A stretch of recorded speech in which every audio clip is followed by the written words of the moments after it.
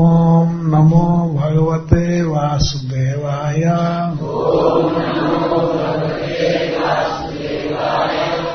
जन्म कर्म च मे दिव्यम् एवं यो वेत्ति तत्त्वतः त्यक्त्वा देहं पुनर्जन्म नयति मामेति सोऽर्जुन। जन्म जन्म आविर्भाव, कर्म और कर्म लीला, च और मैं मेरा, दिव्यम अलौकिक, एवं इस प्रकार से यह जो व्यक्ति जानता है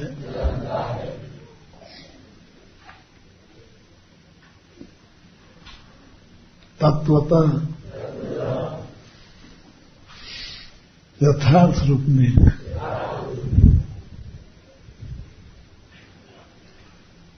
त्यक्त्वा देहम, भौतिक देह त्याग कर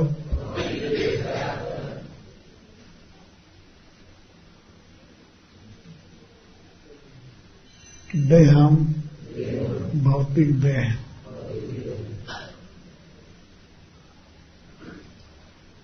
पुनर्जन्म, फिर इस भौतिक जगत में जन्म नहीं लेता है, नयति नहीं लेता है, माम एति मेरे पास आ जाता है।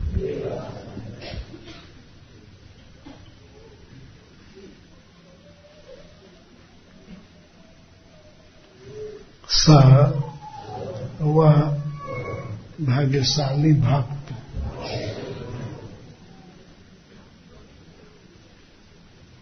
अर्जुना, हे अर्जुन, ये स्वयं भगवान का बोला हुआ श्लोक है और अपने विषय में बोल रहे हैं।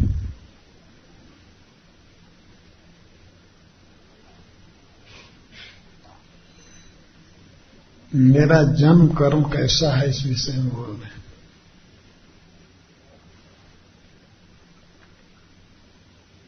मेरा जन्म और कर्म विलक्षण है। तो आज गौर पूर्णिमा का अवसर है। आज से चालू हो रहा है, 3 दिन का प्रोग्राम चलेगा।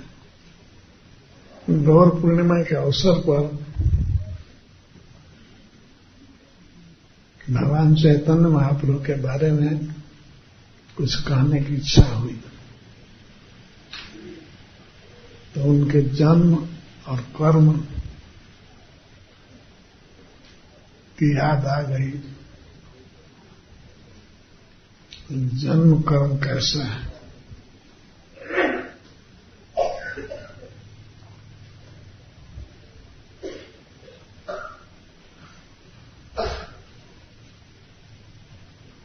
भगवान कहते हैं जन्म कर्म से मैं दिव्य, मेरे जन्म और कर्म अलौकिक हैं। जैसे लोक में जन्म होता है किसी का, वैसे भगवान का जन्म नहीं है।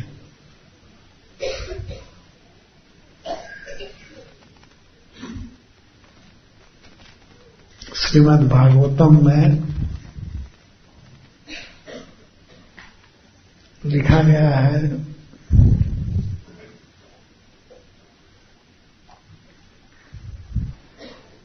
भगवान का जन्म दिव्य है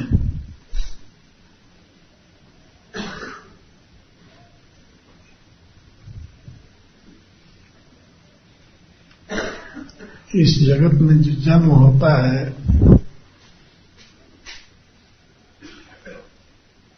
किसी पुरुष के पिता के शुक्र से, पिता के शुक्र का क्षरण होता है और माता के शोणित से मिल करके शरीर बनता है। शुक्र कैसे बना है? शुक्र बनता है वो अन्न का विकार है, भोजन का विकार है।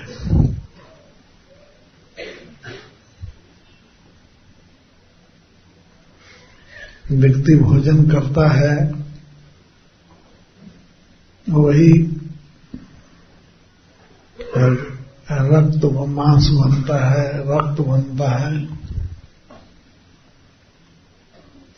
रक्त का सार अंश शुक्र है। उस शुक्र का क्षरण होता है, बीज का क्षरण होता है। माता के गर्भ में वो प्रवेश करता है। उसी शुक्र पर जीव को बैठाया जाता है। यह भगवान की व्यवस्था है।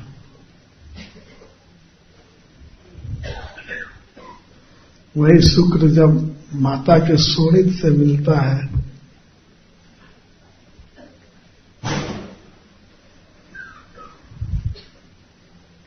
रज से मिलता है, तब उससे शरीर बनता है किसी मनुष्य का।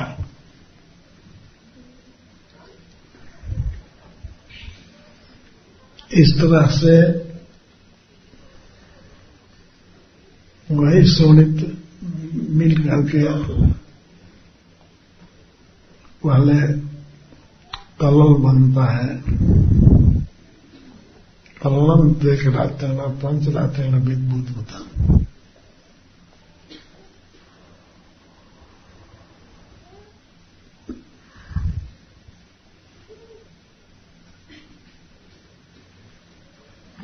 दशा है न तो करकंडो।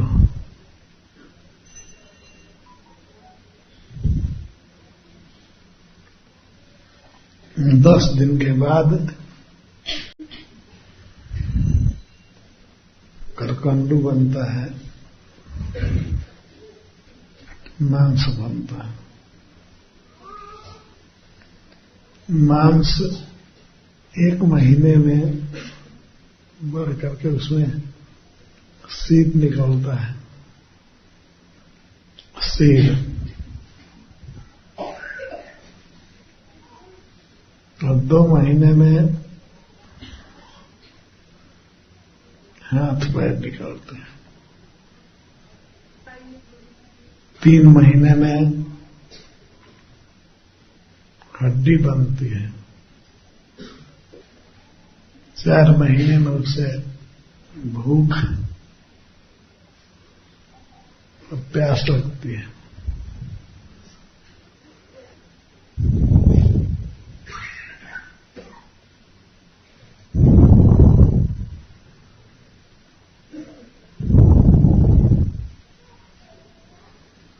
जब 5 महीने का बच्चा होता है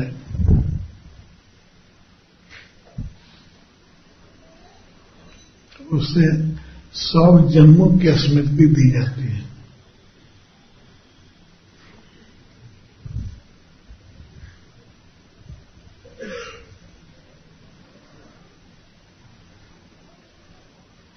बीते हुए जन्म और आगे होने वाले जन्म।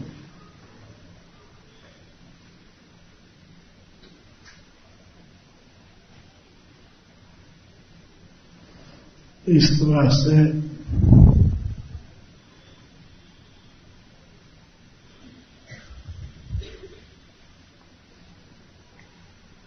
वह गर्भ में बच्चा पड़ा रहता है,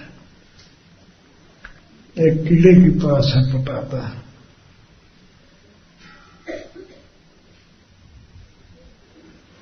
उसे 100 जन्मों की स्मृति होती है, फिर वो इस संसार में जन्म लेना नहीं चाहता है, देखता है कि हमको बहुत दुख होगा,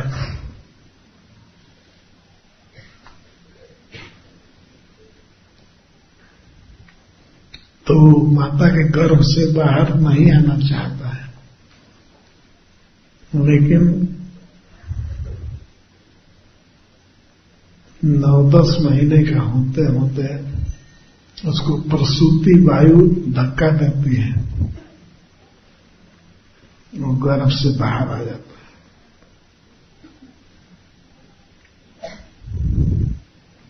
है। यह जन्म है इस लोक में, लेकिन भगवान ऐसे जन्म नहीं देते हैं। श्रीमद् भागवतम में हम लोग पढ़ते हैं कि जीव प्रार्थना करता है भगवान से, हमको जन्म मत दीजिए, बेटर है यही समय, आपका स्मरण हो रहा है। भगवान कृष्ण का वो स्मरण करता है। जन्म के समय प्रसूति वायु उसको धक्का देती है और वो भूल जाता है इस बात को, 100 जन्मों की स्मृति को, और रोते हुए जन्म लेता है। भगवान भी ये लीला कर रहे हैं, लेकिन चैतन्य महाप्रभु रोते हुए जन्म नहीं दिए।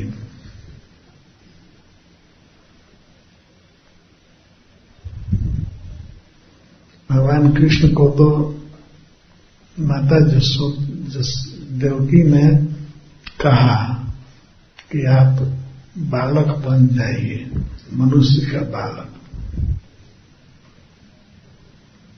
और ये चतुर्भुज रूप छिपा लीजिए। तो अपने माता की बात सुन करके श्री भगवान चतुर्भुज रूप छिपा लिए। द्विभुज मनुष्य बालक होंगे।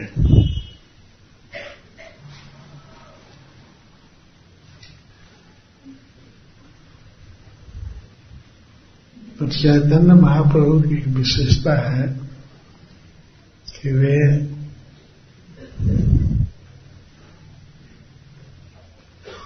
रोए नहीं।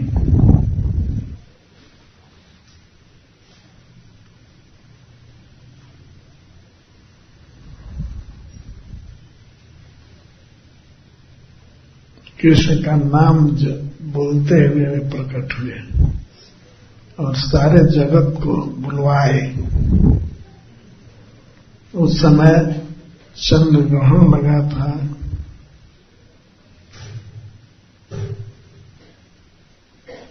अब यहां तक कि यमन भी, मुसलमान भी हरे कृष्ण बोल रहे थे, हरि हरि बोल रहे थे।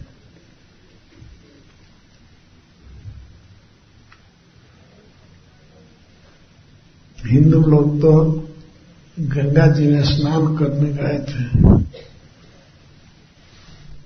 तो स्नान के समय जाते हुए आते हुए हिंदुओं को देख करके जवन भी, मुसलमान भी उनको चिढ़ाने के लिए बोल देते हैं,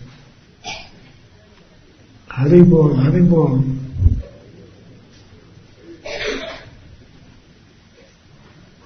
इस तरह सारे जगत में कीर्तन हो रहा। तो कीर्तन कराने के लिए ही जन्म लिए थे भगवान चैतन्य महाप्रभु।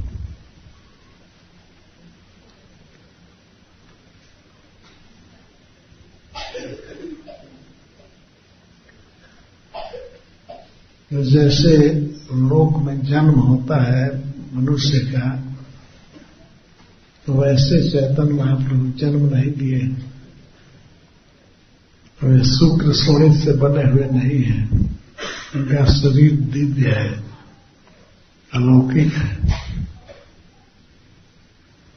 और एक विशेषता है, वे नाम लेते हुए प्रकट हुए। नाम कीर्तन कराते हुए जब भगवान चैतन्य महाप्रभु का जन्म हुआ उस समय सारा विश्व कीर्तन कर रहा था। सभी लोग हरि नाम बोल रहे थे।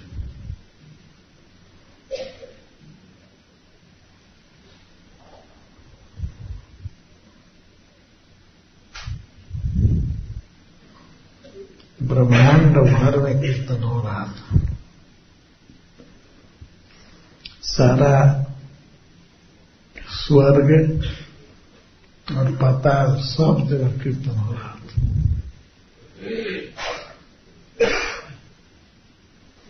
ब्रह्मलोक में कीर्तन हो रहा था। उनके सभी पुत्र सनक, सनातन, सनत कुमार, सनंदन सब कीर्तन में झूम रहे थे।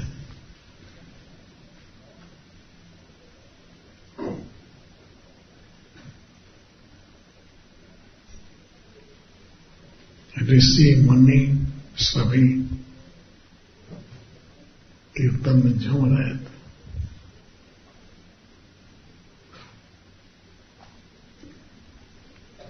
चारण, गंधर्व, सिद्ध सभी लोग, एक भी व्यक्ति बाकी नहीं था।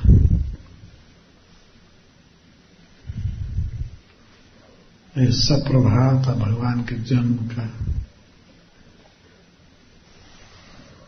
अद्वैताचार्य जी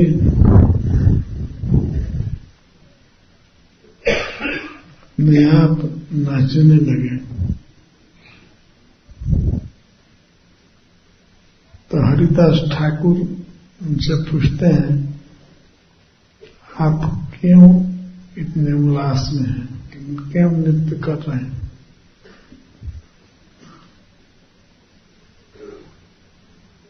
तो उन्होंने जाना अद्वैताचार्य से, आज भगवान का जन्म हुआ है, कृष्ण जन्म लिए हैं, गोरे बन करके गौर हरि के रूप में। गौर हरि के आविर्भाव के लिए अद्वैताचार्य जी ने गंगा जी का पूजन और शालिग्राम की अर्चना किया था और भगवान से प्रार्थना किया था कि हे प्रभु, हे कृष्ण, आप अवतार लीजिए। आपके बिना भगवत भक्ति का प्रसार कोई नहीं कर पाएगा, इसलिए आप जन्म लीजिए। तो अपने भक्त की प्रार्थना से भगवान चैतन्य महाप्रभु आए, कृष्ण आए चैतन्य महाप्रभु के रूप में। दत्ताचार्य बड़े हर्ष में, आनंद में थे। उनका मनोरथ पूर्ण हुआ। भगवान गौर हरि बनकर आ गए।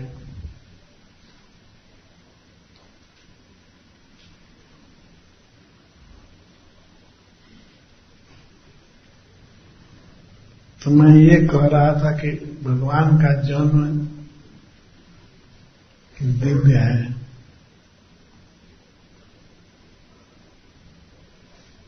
दिव्य का अर्थ अलौकिक होता है।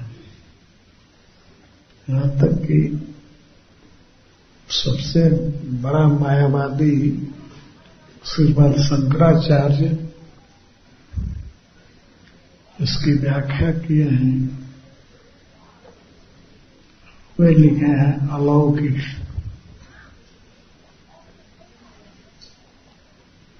दिव्य का अर्थ दिव्यम, अलौकिकम।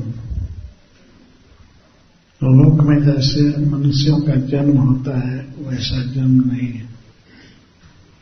भगवान ने खुद ही कहा था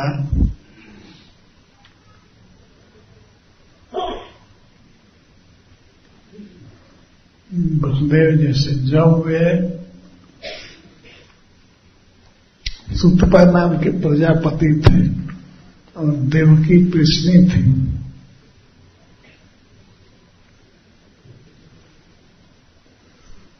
भगवान के आदेश से देवताओं के दिव्य 12 वर्ष तक 12,000 वर्ष तक तब तपस्या किए।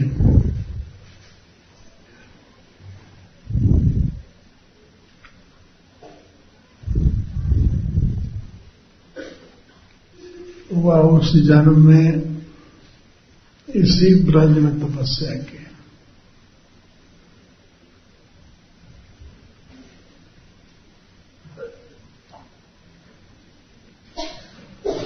भाद्रवन में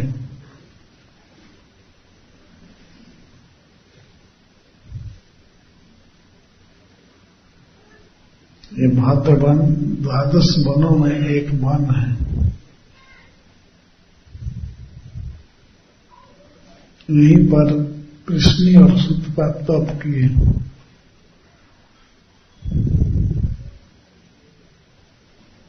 तो उनकी तपस्या से प्रसन्न होकर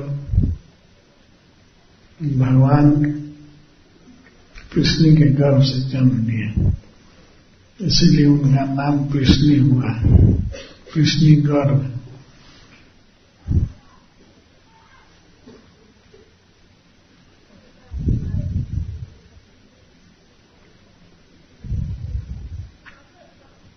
यह सतयुग की बात है।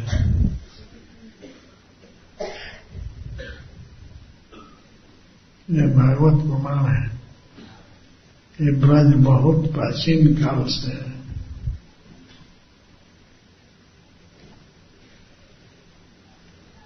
भाद्रवन उसी समय से है।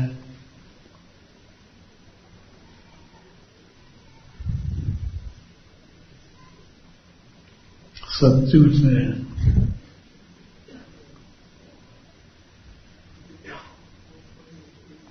देवता में रहा, द्वापर में भी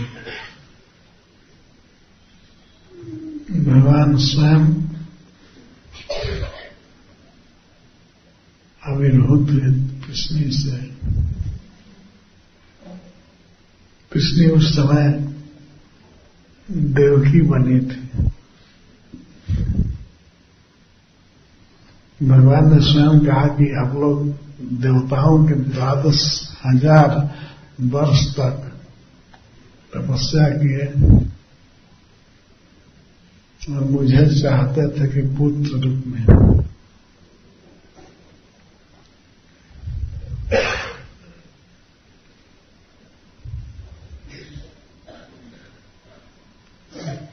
मैं आपका पुत्र बना, मेरा नाम हुआ कृष्णी गर्भ।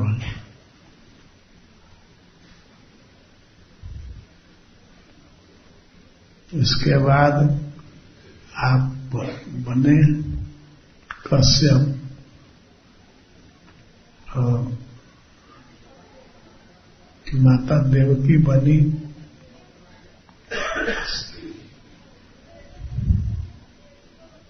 अदिति।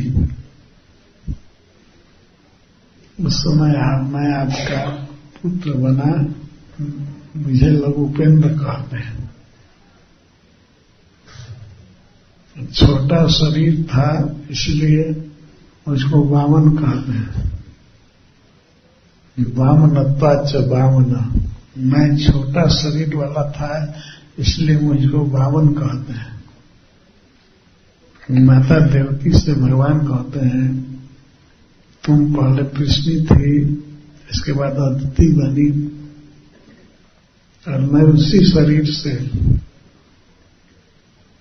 तुम्हारा पुत्र हुआ हूं। तेनैव बपुषा, उसी बपु से।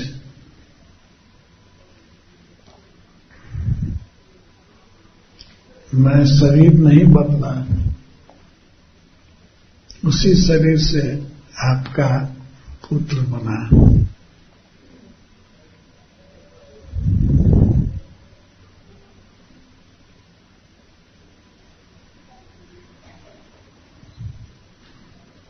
तेनाइव वपुषा, भगवान कहते हैं उसी शरीर से मैं आपका पुत्र बना।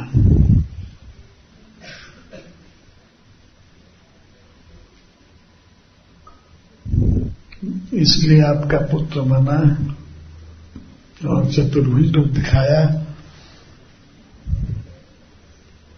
कि यदि मैं चतुर्भुज रूप से जन्म नहीं लेता, मनुष्य के रूप में जन्म लेता, तो आपको प्रतीति नहीं होती कि मैं वही हूं, मैं विष्णु हूं।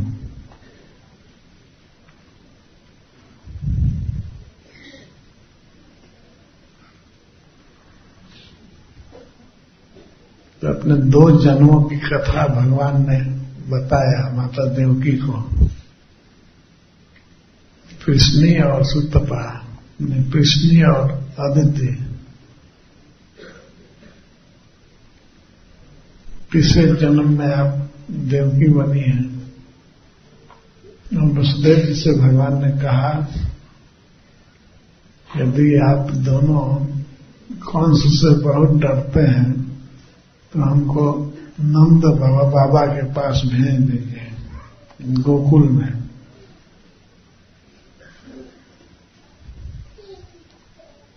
मैं वहां आनंद से रहूंगा, कंस का भय नहीं रहेगा।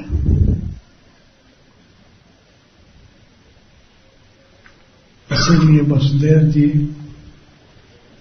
भगवान को गोकुल ले गए जन्म होने के बाद।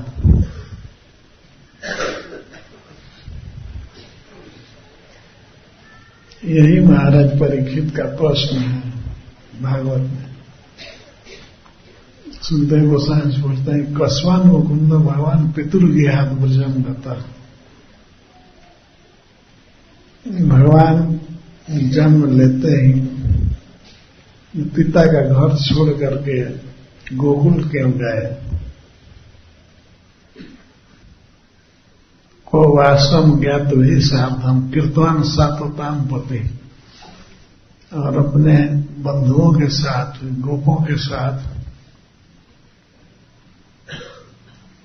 ज्ञातवी साधम कहाँ रहे? को वासम ज्ञातवी साधम कीर्तवान सातोताम पति,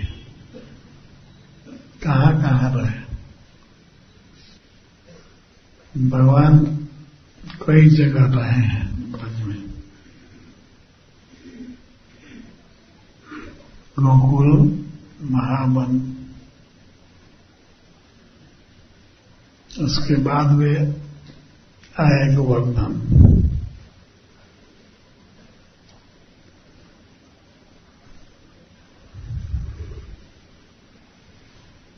गोवर्धन से फिर नंदगांव, बरसाना वगैरह गए। माता की प्रार्थना से वे द्विभुज बन गए थे, गोप बन गए।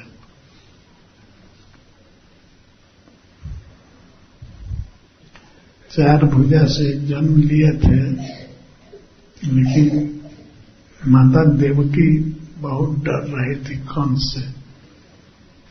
वो पता लगा लेगा कि आप भगवान मेरे गर्भ से जन्म लिए हैं,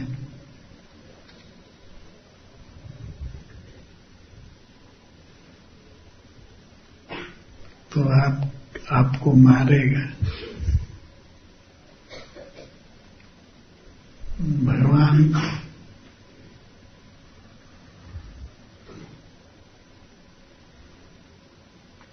इसीलिए वसुदेव जी को आश्वासन दिया कि आप उनको शीघ्र गोकुल पहुंचाइए। यह कह करके वे देवही रूप में हो गए। तो वसुदेव जी उनको पहुंचाए गोकुल। गोकुल में बहुत वर्षों तक रहे। वहां से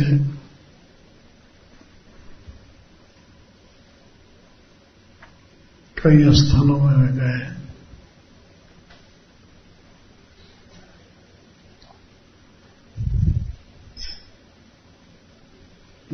द्वादश वन,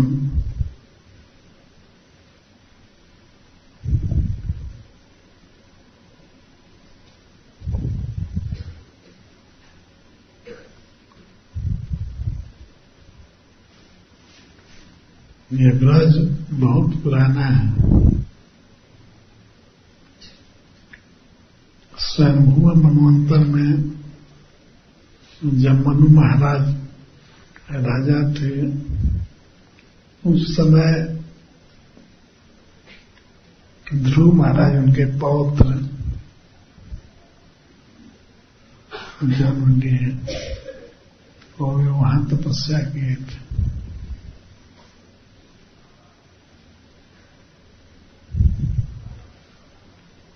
ये बहुत बहुत प्राचीन है।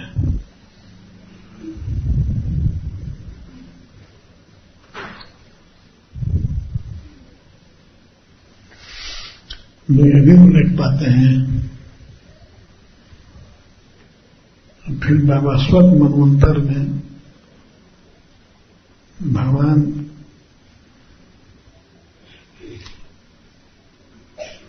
के भक्त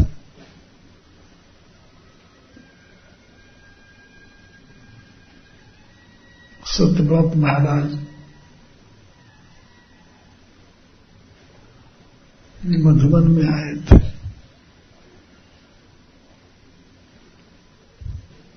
उनके पुत्र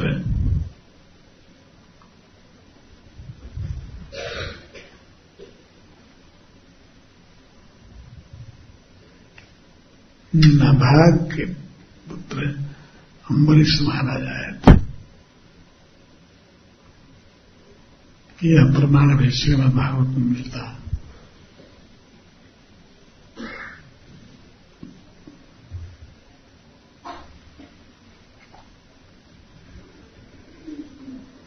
अम्बरीश महाराज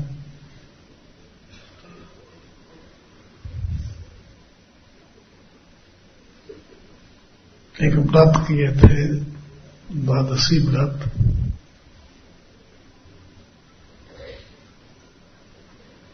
उस व्रत के पालने के अवसर पर उन्होंने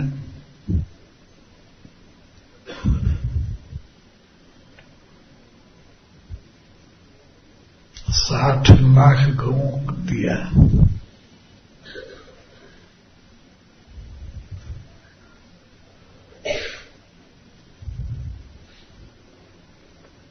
ब्राह्मणों खिलाया पिलाया, खूब अच्छा।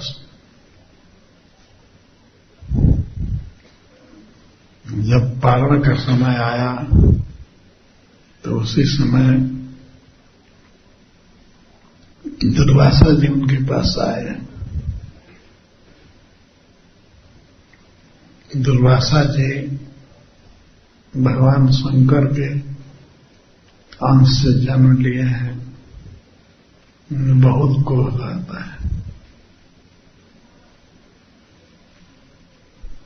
और दूसरों को तंग करने में उनको आनंद मिलता है।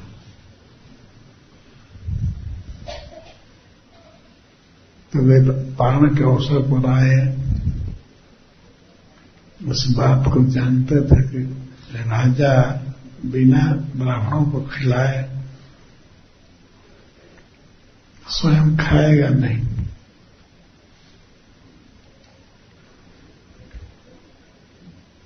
और नहीं खाएगा तो द्वादशी व्रत नहीं पूरा होगा। इसलिए वे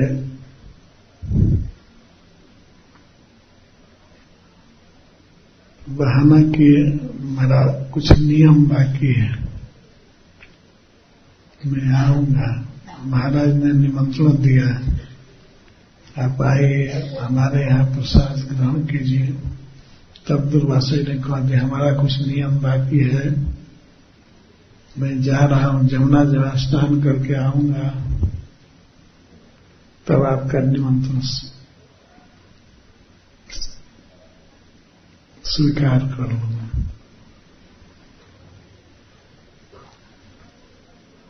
तो राजा अम्बरीश ने कहा ठीक है, लेकिन अम्बरीश मुनि नहीं, दुर्वासा मुनि ज्यादा देर करने लगे जमुना जी में।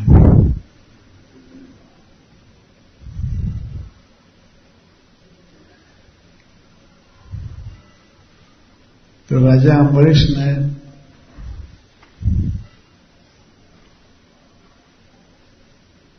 वशिष्ठ आदि गुरुजनों से, ब्राह्मणों से पूछा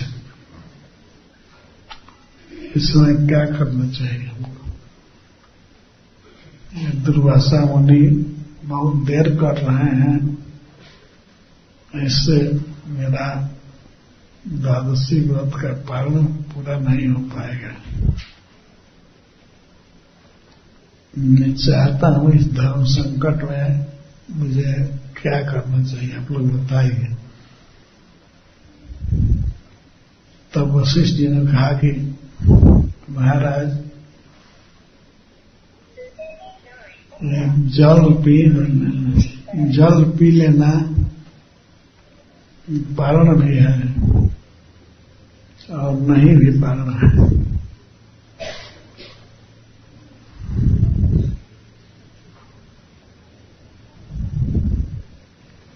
केवल जल पी लेने से पारण हो जाएगा और नहीं भी होगा, यही धर्म शास्त्र कहता है। तो आप थोड़ा चरणामृत ले लीजिए भगवान का, उससे आपका पारण हो जाएगा और नहीं भी होगा। यह सुन करके महाराज अम्बरीश ने थोड़ा सा पानी पी लिया, चरणामृत।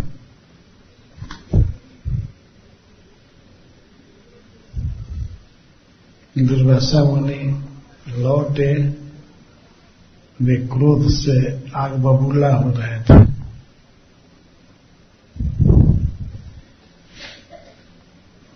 वे देख लिए कि यह हम ब्राह्मणों को बिना खिलाए खा लिया, जबकि महाराज ने केवल जल पिया था। पूरा जल भी पिए होते तो भोजन नहीं माना जाता, नाश्ता माना जाता है। फिर भी वे केवल चरणोदक पी लिए भगवान का चरणामृत। किसी को ऐसा मान लिए कि यह भोजन कर चुका है, उनको खिलाए बिना ये खा लिया।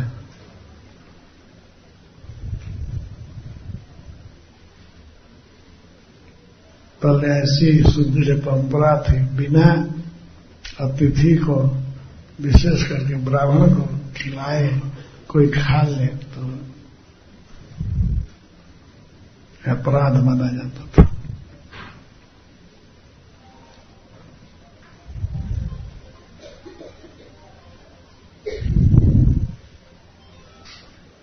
इसी अपराध के कारण दुर्वासा में क्रोध आ गया, हमको खिलाए बिना खा लिया।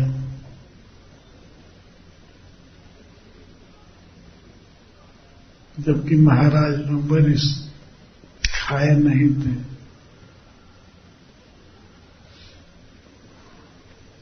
पूरा उपवास थे और 3 दिन का उपवास। द्वादशी के शाम को भी वे नहीं खाए थे, दसवीं के शाम को भी नहीं खाए थे, एकादशी को भी नहीं पानी पिए, कुछ नहीं, फिर द्वादशी को भी 3 दिन उपवास किया जाता था। 3 दिन के बाद वे जल पी रहे हैं, थोड़ा सा चरणोदक।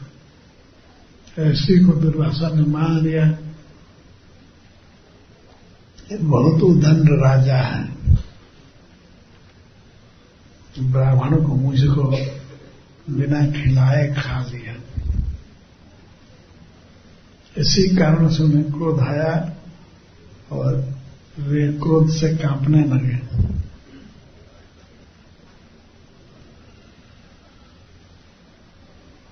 कांपते हुए वे अपनी एक जटा उखाड़े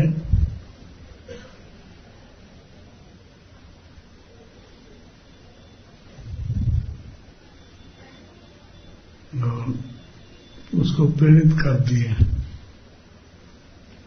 अम्बरीश को मारने के लिए।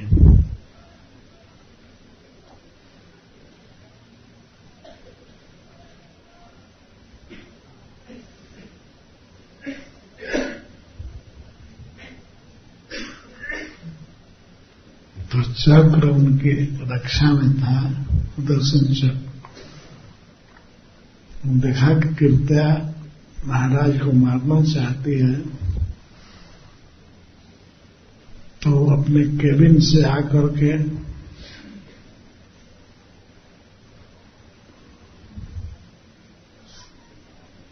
धधकती हुई कृत्या को मार दिया। वह कृत्या ऐसी थी जिसके शरीर से आग निकल रही थी, तलवार लेकर के दौड़ी मारने के लिए।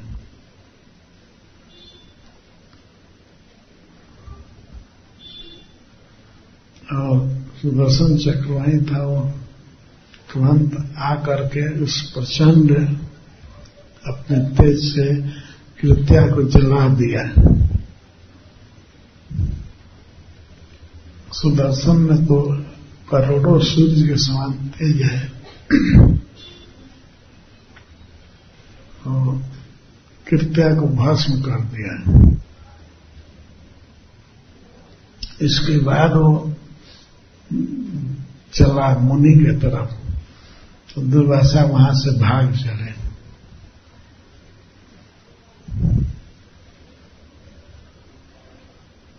भाग करके वे पहले ब्रह्मा जी के पास गए, तो ब्रह्मा जी ने कहा कि तुम यहां से हटो, तुम्हारे चलते हमारा ब्रह्मलोक जल जाएगा।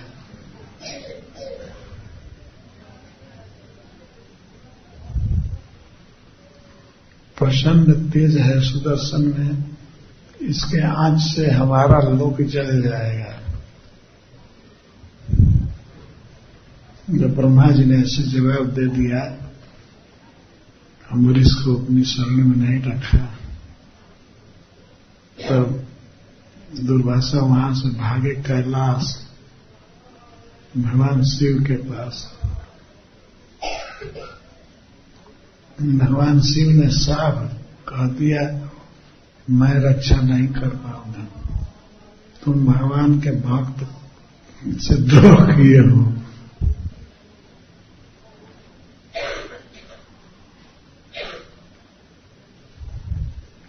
लेकिन मैं तुमको उपाय बता रहा हूं, तुम भगवान के पास जाओ। तो दुर्वासा मरता क्या नहीं करता, चले शिव जी के पास से निराश होकर के चले, पहुंचे वैकुंठ, जहां सभी प्राणी सुखी रहते हैं, जहां कोई जलन नहीं है, कि वहां भी दुर्वासा जल रहे थे। सुदर्शन चक्र वहां भी उनको जला रहा था। जाकर के भगवान का चरण पकड़े,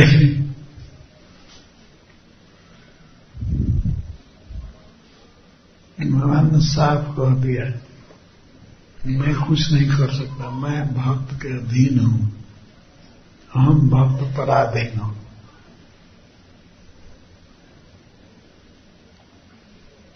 हे ब्राह्मण, आप अम्बरीश का चरण पकड़िए। मैं तो अधीन हूं भक्त के, आप क्षत्रिय समझ करके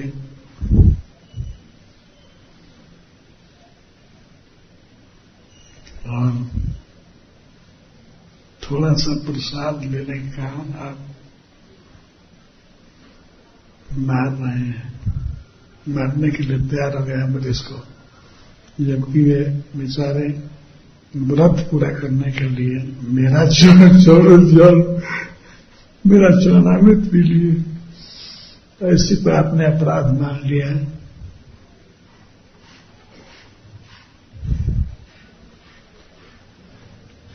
इसलिए मैं रक्षा नहीं कर सकता, मैं नहीं बचा सकता। अगर आप बचना चाहते हैं, जीना चाहते हैं, तो सीधे अम्बरीश की शरण में जाइए, वहीं बचा कर वही तो कुछ करेंगे।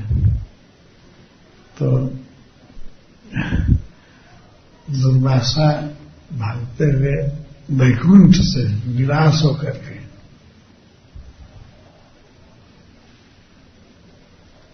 अम्बरीश के पास पुनः आए। उन्होंने विनय किया कि आप ही रक्षा कीजिए, हमारे चरण छूने लगे।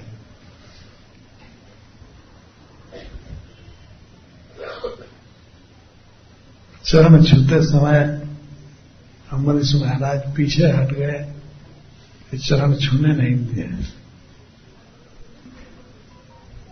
अरे रावण देव, आप ऐसा क्यों कर रहे हैं? मैं क्षत्रिय हूं, अब मेरा चरण मत छूइए।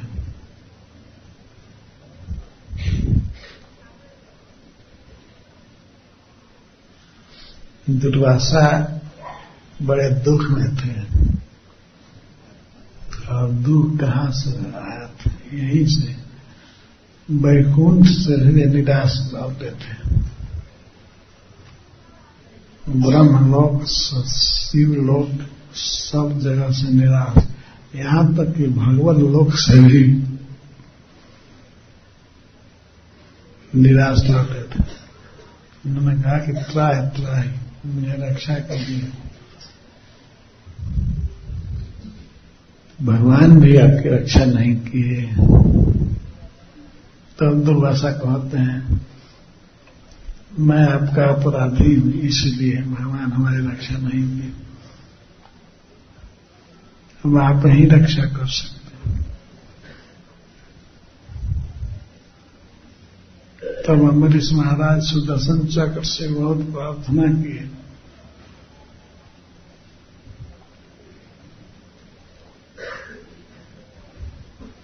यदि हमारे पूरे खानदान में ब्राह्मणों का आदर होता है,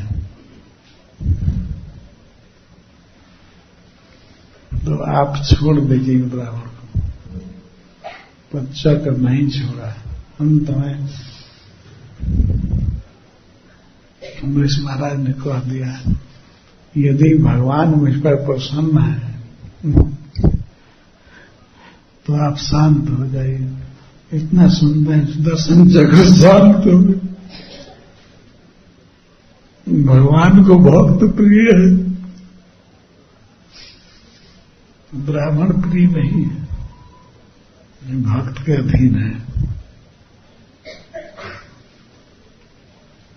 तो यह प्रसंग बताता है कि एक तरफ ब्राह्मण और एक तरफ भक्त, तो भक्त श्रेष्ठ है। भगवान ने यहां तक कह दिया था,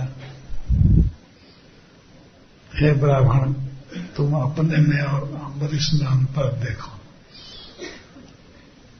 तुमने उनको मारने का प्रयास किया, फिर भी अम्बरीश महाराज तुम्हारी मंगल कामना कर रहे हैं।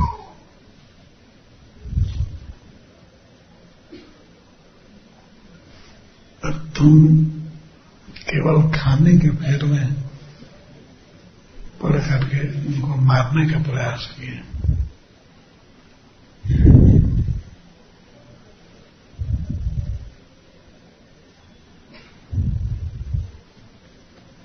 तुमको केवल भोजन प्रिय है और भक्त को मैं प्रिय हूं। तुम अपने में और अम्बरीश में अंतर देखो, कितना भारी अंतर। पेटू कहीं के तुमको भोजन नहीं मिला तो मिल गया होता भले 1-2 घंटा के बाद, लेकिन तुमने अम्बरीश को मारना चाहा, कितना तुम कर दिया। यदि मेरा चक्र तुमको नहीं मारा हो, तुम खदेड़ा होता तो तुम हो क्या करते? तुम इस लोग उस लोग सब जगह भटकते रहे।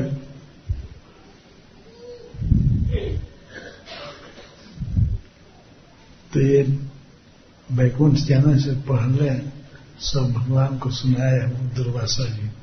तो दुर्वासा जी अब सुदर्शन चक्र से प्रार्थना किए,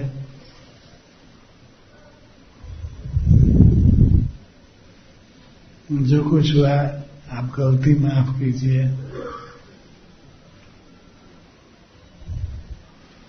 भगवान ने भी मुझको भेज दिया, यह कह करके कि मैं भक्त के अधीन हूं। अब आप ही हमारी रक्षा कीजिए। अम्बरीश महाराज ने फिर प्रार्थना किया सुदर्शन चक्र से। उसी प्रसंग में आया है कि भगवान को वैष्णव प्रिय है, ब्राह्मण प्रिय नहीं है।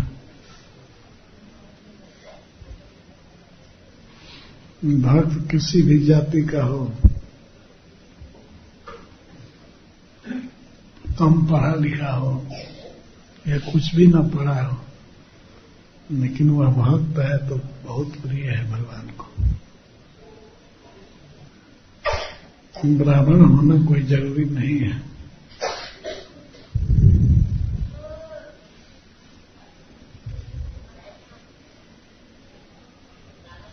जरूरी है वैष्णव होना, भक्त होना। हरे कृष्ण। जय श्री प्रभुपाद। जय श्री राम।